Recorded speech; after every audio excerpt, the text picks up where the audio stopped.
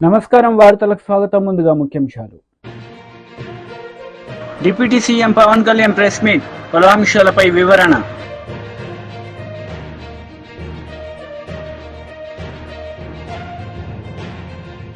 మాజీ మంత్రి Srinivas Goud press meet, ఇరు పార్టీలపై ఫైర్. Janasena leader Pawan Kalyan press meet నిర్వహించారు. ఈ సందర్భంగా పలు అంశాలపై ఆయన మాట్లాడారు. అయ్యప్ప స్వామి దీక్ష చేసే వాళ్ళ మీద ఎంత ఇష్టారాజ్యంగా మాట్లాడతారు. ఇదే మీరు ఎవరన్నా సరే ఇస్లాం మీద మీరు గొంతెత్తగలరా? ఎందుకంటే రోడ్ల మీద కొంచెం కొడతారని మీకు భయం, అందుకు మీరు మాట్లాడరు. హిందువులు అంటే మెత్తని మనుషులు కదా, తోటి హిందువు కదా, మీరు ఏదైనా మాట్లాడచ్చు. మీకు నమ్మకాలు లేకపోతే మీరు ఇంట్లో కూర్చోండమ్మా. మీకు నమ్మకాలు లేకపోతే ఇంట్లోంచి బయటికి రాకండి, మమ్మల్ని ఏం అనకండి. మేము ఎలా పూజా విధానం ఎలా చేస్తాం, అలాగే ముఖ్యంగా ఫిల్మ్ ఇండస్ట్రీ కూడా నేను తెలియజేస్తా ఉన్నా. దీని మీద మీరు మాట్లాడితే మద్దతుగా మాట్లాడండి, లేదంటే మౌనంగా కూర్చోండి. అంతేగాని మీ మాధ్యమాల ద్వారా అపహాస్యం చేస్తే మటుకు ప్రజలు మిమ్మల్ని ఎవరు క్షమించరు. ఎందుకంటే చాలా డీప్ పెయిన్ ఇది. మీరు లడ్డు మీద జోకులు వేస్తున్నారు. నేను ఒక సినిమా ఫంక్షన్ కూడా చూశాను. Laddu is a sensitive issue అని. Don't you ever say that.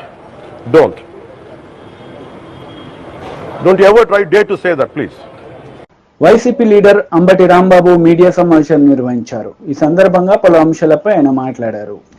చేసినటువంటి ఆరోపణ రాజకీయ ఆరోపణగా మిగిలిపోకూడదు, దీనికి ఒక లాజికల్ ఎండ్ కావాలి అనేటువంటి ఉద్దేశంతో అనేక మంది దీని మీద ఎంక్వైరీకి డిమాండ్ చేశారు. కొంతమంది అయితే సిబిఐ ఎంక్వైరీ అన్నారు, కొన్ని పార్టీలు. కొందరైతే సిట్టింగ్ జడ్జి చేత విచారణ జరిపించాలన్నారు. కొందరైతే సిట్టింగ్ జడ్జి పర్యవేక్షణలో ఒక ప్రత్యేకమైన స్పెషల్ ఇన్వెస్టిగేషన్ టీమును వేసి వారి చేత విచారణ జరిపించాలి. ఇది పెద్ద ఆరోపణ, మతపరమైనటువంటి ఆరోపణ. భారతదేశంలో హిందూ మతానికి సంబంధించినటువంటి ఒక పవిత్రమైన దేవాలయంలో ఇలాంటివి తయారయ్యేదనేటువంటి ఆరోపణ చాలా భయంకరమైన ఆరోపణ. దీన్ని ఆ స్థాయిలో విచారణ జరిపి వాస్తవాలు నిగ్గు తేల్చి నిజమైతే ఆ దోషుల్ని శిక్షించాలి అనేటువంటి డిమాండ్ సర్వవ్యాపితంగా వినిపించింది. తర్వాత చంద్రబాబు నాయుడు గారు మొన్న ఎప్పుడు అనుకుంటాను చాలా వ్యాఖ్యలు చేస్తూ ఆయన ఎంక్వైరీ చేస్తానన్నాడు. ఏం ఎంక్వైరీ విన్నారు కదా. ఆంధ్రప్రదేశ్ ప్రభుత్వంలో పనిచేస్తున్నటువంటి ఒక డిఐజీ స్థాయిలో అధికారిని వేసి విచారణ జరిపిస్తాను అని ఆయన చెప్పిన తర్వాత దేశవ్యాపితంగా ప్రపంచవ్యాపితంగా ఉన్నటువంటి మానవతావాదులు కానీ రాజకీయ నాయకులు కానీ హిందుత్వానికి సంబంధించిన వారు కానీ చాలా ఆశ్చర్యపోయారు. ఇంత పెద్ద ఆరోపణ చేసి ఆయన ప్రభుత్వంలో పనిచేస్తున్నటువంటి ఒక డిఐజీ చేత విచారణ జరిపిస్తాను అనడం ఏమిటి, ఇది ధర్మమేనా అనేటువంటి విమర్శలు విపరీతంగా వచ్చాయి. అప్పుడు నేను అనుకున్నా, డిఐజీ ఏం చెప్తాడు? చంద్రబాబు నాయుడు గారి ప్రభుత్వంలో పనిచేస్తున్నటువంటి డిఐజీ ఏం చెప్తాడు? ధర్మారెడ్డి, సుబ్బారెడ్డి, అదేవిధంగా కరుణాకర్ రెడ్డి తప్పు చేశారు, వాళ్ళందరినీ ఉరేయమని రాంచుతారు. ఇంతేగా మీరు చేసేది. దానికన్నా ఇంకో బెటర్ చేయటం బెటరు. మీ అబ్బాయి ఉన్నాడు కదా లోకేష్, విద్యాశాఖ మంత్రి, ఆయన నాయకత్వంలో కమిటీ వేసి విచారణ జరిపించండి, ఈజీగా అయిపోతుంది. అంటే ఎప్పుడైతే ఇంత పెద్ద ఆరోపణ చేసి కేవలం తన ప్రభుత్వంలో పనిచేస్తున్నటువంటి ఒక పోలీసు ఆఫీసర్ని వేసి విచారణ జరిపిస్తాను అన్నప్పుడే చంద్రబాబు నాయుడు గారు చేసినటువంటి ఆరోపణ పట్టు లేనిదని, అసత్యమని, కేవలం రాజకీయ దుమారాన్ని రేపటం కోసమో లేదా జగన్మోహన్ రెడ్డి గారి ప్రభుత్వం మీద కక్ష సాధించటం కోసమో లేదా హిందుత్వాన్ని రెచ్చగొట్టి అల్లకల్లోలాలు సృష్టించడం కోసమో చేసినటువంటి ఒక ప్రయత్నం అనేది చాలా స్పష్టంగా అర్థమైపోయిందనే విషయాన్ని నేను ప్రత్యేకంగా చెప్పవలసిన అవసరం లేదు. విఘ్నులైనటువంటి తెలుగు ప్రజలు, హిందుత్వవాదులు, మతాలు సామరస్యంగా ఉండాలని కోరుకునే, లౌకికతత్వం కావాలని కోరుకునే మేధావులు ఆలోచిస్తే వెంటనే అర్థమయ్యేటటువంటి అంశము అని మనవి చేస్తున్నాం. నేను ఏంటంటానంటే ఇక్కడ ఒక ఆరోపణ చేశారు ఒక రాజకీయ నాయకుడు, అందులోనూ ముఖ్యమంత్రి గారు. ఎవరి మీద ఆరోపణ చేశారు? గత ప్రభుత్వం మీద చేశారు. అంటే ఒకసారి ముఖ్యమంత్రిగా చేసినటువంటి జగన్మోహన్ రెడ్డి గారు ఆ ప్రభుత్వం దిగిపోయిన తర్వాత కొత్తగా వచ్చినటువంటి రాజకీయ ప్రభుత్వం చంద్రబాబు నాయుడు గారు ఆరోపణ చేశారు. ఇది రాజకీయ ఆరోపణగా మిగిలిపోకూడదనే ఉద్దేశంతోనే డిమాండ్ చేస్తే, చిత్రమైన విషయం ఏంటంటే లాజికల్గా ఏమవ్వాలండు విచారణ జరిపి దీనిలో వీళ్ళు తప్పులు చేశారు, వీళ్ళ మీద యాక్షన్ తీసుకోవాలని ఒక నిష్పక్షపాతమైన విచారణ జరపవలసినటువంటి అవసరం ఉన్నది. అలా కాకుండా తప్పు జరిగిపోయింది అంటున్నారు. ఈనాడు వాళ్ళు ఇన్వెస్టిగేషన్ చేసి పేపర్లో రాసేస్తున్నారు. మొట్టమొదటి రోజునేమో అనుమానం అన్నారు, రెండో రోజునేమో నిజం అన్నారు. ఆంధ్రజ్యోతి కూడా ఇన్వెస్టిగేషన్ చేసేసి రాసేస్తుంది. ఆయన టీవీలు కూడా ఇన్వెస్టిగేషన్ చేసి రాసేస్తున్నారు. రాసేసి శిక్షించాలంటున్నారు. ఏంటి నాకు అర్థం కాల. మీరు అలాంటప్పుడు డిఐజీ స్థాయిలో అధికారిని ఇంకా వేయాల్సిన అవసరం ఏముంది? ఈనాడు చెప్పినట్టు, ఆంధ్రజ్యోతి చెప్పినట్టో, లేదా టీవీలు చెప్పినట్టు చేసేయండి. ఏమిటి దుర్మార్గం అంటున్నా. ఒక గుడ్డగాల్చి మొఖాన వేసిన తర్వాత మీరు దాన్ని మేము తుడుచుకునే కార్యక్రమం కాకుండా వాస్తవాలు చెప్పేటటువంటి పరిస్థితి ఉండాలి. ఎప్పుడైతే మీరు చేసిన ఆరోపణలో పసలేదో ఆర్భాటాలు ఎక్కువ చేస్తున్నారు. నేను చాలా విచిత్రమైన అంశం ఏమిటంటే, ఇది మన ఇక్కడ తిరుమలలో ఒక కార్యక్రమం చేపట్టారు. ఇవాళ నిన్న శాంతి యాగం అంటే ప్రసాదం అపవిత్రం అయిపోయింది, ఆ అపవిత్రమైనటువంటి ప్రసాదానికి పవిత్రత చేకూర్చే విధంగా శాంతి హోమం చేశాము అన్నారు. ఎక్కడ అపవిత్రమైంది? లడ్డు ఏమైనా అపవిత్రమైందా? కల్తీనైతే ఎప్పుడైనా వాడారంటే దానికి సమాధానం లేదు. అపవిత్రమైంది హోమం చేసేద్దాం, హిందుత్వాన్ని రెచ్చగొట్టేద్దాం. దీనికి తోడు మళ్ళా మన పవన్ కళ్యాణ్ గారు, డిప్యూటీ సీఎం గారు ప్రాయచిత్త దీక్ష చేపట్టారు. ఆయన ప్రాయచిత్త దీక్ష మేము చేపడతాం, నిరూపించండి.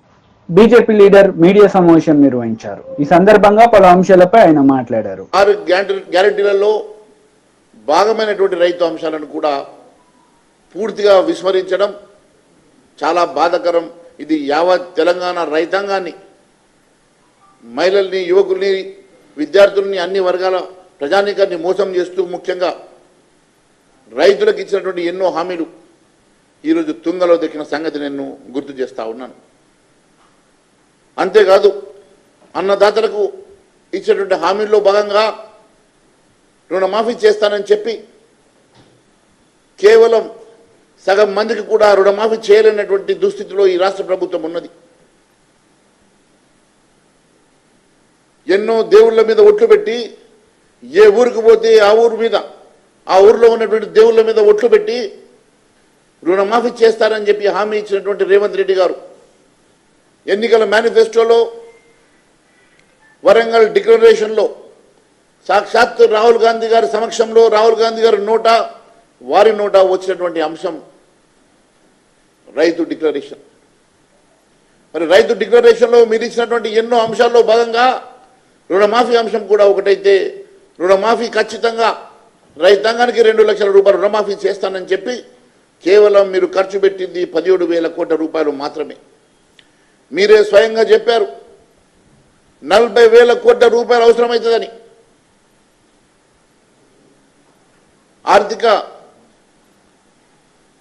ఆర్థికవేత్తలు చెప్తా ఉన్నారు 49,000 కోట్లు అవసరమని. మీరు 40,000 కోట్లు అన్నారు. అదే మీరు మీ కేబినెట్ మీటింగ్లో 31,000 కోట్లు సరిపోతాయని చెప్పారు. కానీ ఈరోజు మీరు ఖర్చు పెట్టింది కేవలం 17,000 కోట్ల రూపాయలే. గత ప్రభుత్వం 1,00,000 రూపాయల రుణమాఫీ చేయడానికి 19,000 కోట్లు ఖర్చు పెడితే మీరు 17,000 కోట్లతోటి 2 లక్షల రుణమాఫీ ఏ రకంగా చేశారని చెప్పి ప్రజానీకాన్ని నమ్మిస్తారని చెప్పి తెలియజేస్తా ఉన్నాను. మీరు ఒకవైపు 15 ఆగస్టు సందర్భంగా పూర్తిగా రుణమాఫీ చేశానని చెప్పి పచ్చి అబద్ధాలు మాట్లాడుతుంటే మీ మంత్రులు ఉత్తమ్ కుమార్ రెడ్డి గారు కానీ, మీ మంత్రులు తుమ్మల నాగేశ్వరరావు గారు కానీ లేదు ఇంకా కొన్ని వేల కోట్ల రూపాయలు అవసరం ఉన్నది, 13,000 కోట్ల రూపాయలు ఇంకా అవసరమవుతుందని చెప్పి తుమ్మల నాగేశ్వరరావు గారు చెప్పారు. ఇంకా చాలా మందికి రుణమాఫీ జరగలేదు, మేము ఇంకా రుణమాఫీ జరగడానికి మాకు ఇంకా కొన్ని వేల కోట్ల రూపాయలు అవసరం పడుతుందని చెప్పి మీరు చెప్పారు. అంటే మీరు ఒకటి చెప్తా ఉన్నారు, మీ మంత్రులు ఒకటి చెప్తా ఉన్నారు. మీరు రుణమాఫీ జరిగిందని చెప్తా ఉంటే మీ మంత్రులు జరగలేదు అని చెప్పి చెప్తా ఉంటే మీరు పచ్చి అబద్ధం మాట్లాడుతున్నట్టుగా స్పష్టమవుతున్నది. బీఆర్ఎస్ లీడర్ మీడియా సమావేశం నిర్వహించారు. ఈ సందర్భంగా పలు అంశాలపై ఆయన మాట్లాడారు. 10 నెలల తర్వాత పాలమూరు రంగారెడ్డి జిల్లా ప్రాజెక్టు సందర్శించడానికి, పనులను వేగవంతం చేయడానికి మరి నీటిపారుదల శాఖ మంత్రి ఉత్తమ్ కుమార్ రెడ్డి గారు, జూపల్లి కృష్ణారావు గారు, మా ఉమ్మడి జిల్లా ఎమ్మెల్యే అందరూ కూడా మరి కదిలినందుకు, మరి లేటుగా అయినా స్పందించినందుకు వారికి స్వాగతిస్తూ ఒక్కటే తెలియజేస్తా ఉన్నాను. దయచేసి భేషజాలకు పోకండి, విద్వేషాలకు అసలు పోకండి. మా మీద ఉన్నటువంటి కోపంతో పాలమూరు పైన పగ పెట్టుకోకండి దయచేసి. ఎందుకు చెప్తున్నా అంటే ఏదుల గాని, నార్లాపూర్ గాని, వట్టెం గాని, ఉదండపూర్ గాని, కరివెన గాని ఇవన్నీ రిజర్వాయర్లు పాలమూరు రంగారెడ్డి జిల్లా ప్రాజెక్టు 90% మేము అమ్ముతామంటే మీ ఈఎన్సీ గారిని రేపు ఎక్కడో దగ్గర సమీక్ష పెట్టి టోటల్ ప్రాజెక్టులో ఎంత పని అయిందో అడగమని చెప్పండి, ఈఎన్సీనే చెప్పండి. దాదాపు 90% పనులన్నీ పూర్తయినాయి. టన్నల్ కూడా 90% టన్నల్ కూడా కరివెన నుంచి ఉదండపూర్ టన్నల్ కూడా కంప్లీట్ అయిపోయింది. టన్నల్ కంప్లీట్ అయింది, రిజర్వాయర్ కంప్లీట్ అయినాయి. ఏదుల నుంచి వట్టె నుంచి ఆడ మోటార్ ఆన్ చేస్తే డైరెక్ట్ గా ఉదండపూర్ వరకు వెళ్ళడానికి ఎక్కడ కూడా అభ్యంతరం లేకుండా ఉంది. కేసీఆర్ గారు పంపు కూడా, మొదటి పంపు కూడా ఆన్ చేసి ట్రయల్ రన్ కూడా చేసి చూపించినాం. ఇక మిగిలినవి ఏంటంటే కాలువలు కూడా టెండర్ మేము పిలిచినాం, మీరు వచ్చిన తర్వాత రద్దు చేసారు. ఇవాళ మీరు చేసిన పని ఏంటంటే మేము చెప్పిన దానిలో మీరు సద్విమర్శగా తీసుకోండి. ఎందుకంటే తెలంగాణ రాష్ట్రం, తెలంగాణ 10 జిల్లాల్లో అత్యధిక నష్టపోయింది ఉమ్మడి ఆంధ్రప్రదేశ్ లో పాలమూరు జిల్లా. 18 మంది వలసలు పోయినటువంటి, లక్షల మంది వలస పోయి బయట బతుకున్నటువంటి జిల్లా పాలమూరు జిల్లా. దేశంలోనే నిరక్షరాస్యత అతి తక్కువ ఉన్నటువంటిది మహబూబ్నగర్ జిల్లాలోనే. బాల్య వివాహాలు అత్యధికంగా ఇక్కడనే, చైల్డ్ లేబర్ ఇక్కడనే. మరి ఇలాంటి జిల్లాలో నాన్స్తూ ఏళ్ల తరబడి ఉన్నటువంటి పెండింగ్ ప్రాజెక్టులని రన్నింగ్ ప్రాజెక్టుగా చేసి భీమా కావచ్చు, నెట్టెంపాడు కావచ్చు, కల్వకుర్తి కావచ్చు, కోయిల్ సాగర్ దాదాపు 1,00,000 ఎకరాల సాగును పెంచి ఎండిపోయిన కంకులతో పిండి సంచులు దొరకక చెప్పులను లైన్లో పెట్టి ఎండ నిలబడినటువంటి పరిస్థితి నుంచి ఇటు చూసిన రాసులు ఒట్లు వండే స్థాయికి తీసుకొచ్చినటువంటి ఘనత 10 సంవత్సరాల్లో పరిపాలించినటువంటి టీఆర్ఎస్ ప్రభుత్వాన్ని. పెండింగ్ ప్రాజెక్టులను రన్నింగ్ ప్రాజెక్టులా చేసి ఆ జిల్లాను 1,00,000 ఎకరాలు పండించి సస్యశ్యామలు చేసినాం. పాలమూరు రంగారెడ్డి జిల్లా ప్రాజెక్టు ఆ ప్రాజెక్టుతోనే ఈ మహబూబ్నగర్ బాగుపడుతుందని చెప్పి అత్యధికంగా నీళ్లు ఉన్నటువంటి ప్రాంతం నుంచి శ్రీశైల జలాశయంలో కూడా మన వాటా ఉంది, కృష్ణా నదిలో మన వాటా ఉంది. మన వాటా ప్రకారం మనం కింద నీళ్ళని తీసుకోవద్దు. వర్షాకాలం అయిపోయిన తర్వాత కూడా నీళ్లు నిలువ ఉండేటువంటి 200 పైగా టీఎంసీలు ఉన్నటువంటి ప్రాంతం నుంచి నీళ్లు తీసుకోవాలని ఆలోచన చేసి అక్కడి నుంచి ఉమ్మడి జిల్లా మొత్తం కల్వకుర్తి లిఫ్ట్ ఇరిగేషన్ కూడా ఆ కేలై కాలో కూడా ట్యాగ్ చేసి ఉమ్మడి జిల్లా మొత్తం కూడా 1,00,000 ఎకరాలు, దాదాపు 10 లక్షల ఎకరాలు పండే వరకు, ఈవెన్ కోయిల్ సాగర్ కూడా గ్రావిటీ ద్వారా నిండే డిజైన్ చేసి మరి 90% పూర్తయినటువంటి పనులను 10% పనులు ప్రభుత్వం వచ్చిన కొత్తల్లోనే స్టార్ట్ చేసింటే, లేదా అదే టెండర్లను ఖరారు చేసింటే, లేదా ఆ టెండర్ క్యాన్సిల్ చేసి ఇమ్మీడియట్ 1 month లో మీరు మీ ప్రభుత్వంలో ఇంకొక టెండర్ పిలిచిన స్టార్ట్ చేసిన ఈ పాటికి ఈ పంటలకే నీళ్ళు వచ్చే అవకాశం ఉన్నటువంటి పరిస్థితి. కనీసం నెక్స్ట్ పంటల కన్నా నీళ్ళు వచ్చేటట్లు చేయండి. మేమందరం కూడా 14 మంది మొత్తం శాసనసభ్యులము, మంత్రులము, ఎమ్మెల్యే అందరం కూడా ఒక ఏకతాటిపై ఉండి 6 రిజర్వాయర్లు, లిఫ్ట్లు, టన్నెళ్లు కంప్లీట్ చేసుకున్నాం 90%. ఎక్కడ కూడా వెనుకడుగు వేయలేదు. ఈ రోజు మీరు కూడా అందరు కలిసి ఒక రాజకీయ కోణంలో అరే ఈ కంప్లీట్ చేస్తే ఈ పార్టీకి పేరు వస్తుందనో, లేకపోతే మేము చేసే విమర్శను ఎట్లా మీరు మళ్ళీ విమర్శ చేయాలనో అనే దానిలో పోకండి. YCP leader Pothina Mahesh media సమావేశం నిర్వహించారు. ఈ సందర్భంగా పలు అంశాలపై ఆయన మాట్లాడారు. వెంకన్న స్వామి లడ్డు ఎంతో నాణ్యంగా, పదే చెప్పాము, ఎంతో నాణ్యంగా మంచిగా తయారు చేసి మరి భక్తులకి అందజేస్తే కావాలని పనిగట్టుకొని సనాతన ధర్మం మీద, హిందూ ధర్మం మీద దాడి చేయడమే పనిగా కూటమి ప్రభుత్వం అడుగులు ముందుకేస్తోంది. పూటకో వేషం, రోజుకో. టీడీపీ లీడర్ మీడియా సమావేశం నిర్వహించారు. ఈ సందర్భంగా పలు అంశాలపై ఆయన మాట్లాడారు. వర్గమైనటువంటి వీరి హయాంలో జరిగినటువంటి అక్రమాలు, వారు చేసినటువంటి పాపాలు ఒక్కొక్కటిగా బయటకు వస్తూ ఉన్నాయి. అన్నిటికంటే మించి వీళ్ళు చేసినటువంటి క్షమించరాని మహాపాపం, స్వామివారి నైవేద్యంలో, స్వామివారి ప్రసాదంలో, లడ్డూ ప్రసాదంలో యానిమల్ ఫ్యాట్స్తో వాటిని కలుషితం చేసి కేవలం డబ్బు కక్కుర్తితో ఏఆర్ ఫుడ్స్ లాంటి కంపెనీలతో కుమ్మక్కయి స్వచ్ఛమైనటువంటి ఆవు నెయ్యిలో కల్తీ పదార్థాలు, జంతువులకు సంబంధించినటువంటి కల్తీ పదార్థాలతో కలుషితం చేసి స్వామివారి ప్రసాదాన్ని కూడా ఆ రకంగా అడల్టరేట్ చేసినటువంటి ఈ క్షమించరానటువంటి పాపం, దీనికి సంబంధించినటువంటి వాస్తవాలు బయటకు వచ్చేసరికి ప్రపంచవ్యాప్తంగా ఉన్నటువంటి హిందువులు మాత్రమే కాదు, అన్ని మతాల వారు కూడా నిర్ఘాంతపోయారు. చేసినటువంటి పాపం తాలూకా వాస్తవాలు అనేక ల్యాబ్ రిపోర్టుల ద్వారా బయటపడినటువంటి సందర్భంలో ఇంకా కూడా బుకాయించే ప్రయత్నం, వాళ్ళ చేతిలో ఉన్నటువంటి ఒక అవినీతి బురద పత్రికను అడ్డం పెట్టుకుని ఇంకా కూడా తప్పుడు రాతలు, వక్ర భాష్యాలు పలుకుతూ ప్రజల్ని నమ్మించేటటువంటి ప్రయత్నం చేస్తూ ఉన్నారు. ఏదో అసలు ఏఆర్ ఫుడ్స్ వారి ఆ అడల్టరేటెడ్ గీ ఏదైతే ఉందో, యానిమల్ ఫ్యాట్స్తో కలుషితమైనటువంటి ఆవు నెయ్యి ఏదైతే ఉందో దానిని అసలు వాడలేదని, వాడకుండానే వాడినట్లు ప్రజల్ని మభ్యపెడుతున్నారని నానా రకాలైనటువంటి తప్పుడు రాతలు రాస్తూ ఉన్నారు. వీళ్ళు ఇటువంటి తప్పుడు రాతలు ఈ పత్రికని, ఛానల్ని అడ్డం పెట్టుకుని ప్రజలని నమ్మించే ప్రయత్నం చేయటమే కాకుండా కొంతమంది పెయిడ్ ఆర్టిస్టులను కూడా అడ్డం పెట్టుకుని మీడియాలో ఉన్నటువంటి కొంతమంది పెయిడ్ ఆర్టిస్టుల ద్వారా సోషల్ మీడియాలో ట్వీట్లు పెట్టించడం, స్టేట్మెంట్స్ ఇప్పించడం, ఇటువంటి కార్యక్రమాలకు కూడా తెరలేపుతా ఉన్నారు. ఇవన్నీ చూసిన తర్వాత నిన్న నారా లోకేష్ గారు ఒక ట్వీట్ పెట్టారు. ఏమని ట్వీట్ పెట్టారు?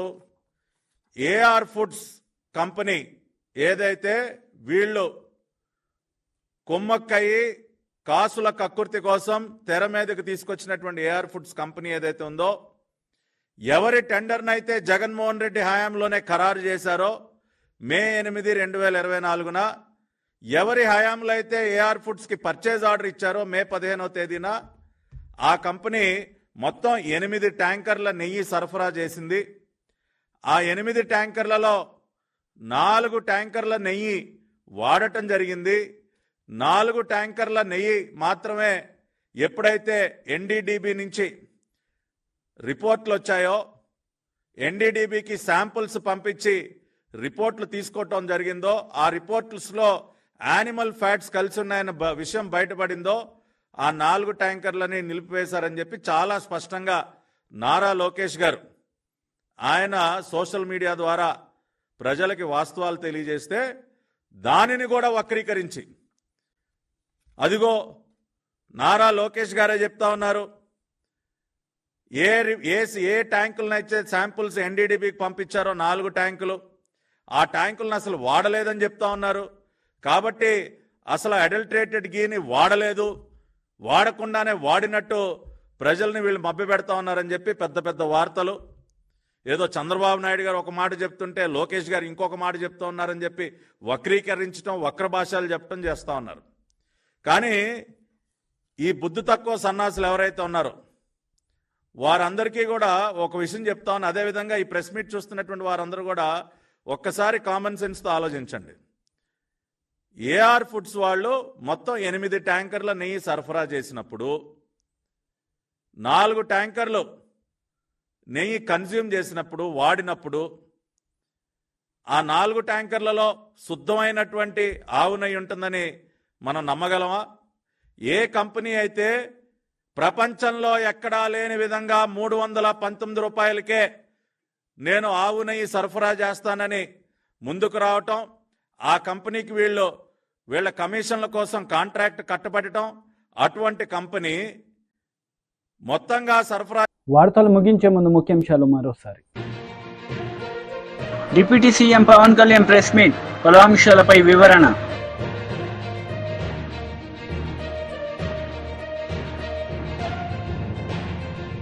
మాజీ మంత్రి శ్రీనివాస్ గౌడ్ ప్రెస్ మీట్, ఇరు పార్టీలపై ఫైర్. ఈ వార్తలు ఇంతటితో సమాప్తం. తిరిగి ప్రసారమయ్యే వార్తల్లో మళ్ళీ కలుద్దాం. అంతవరకు సెలవు. నమస్తే.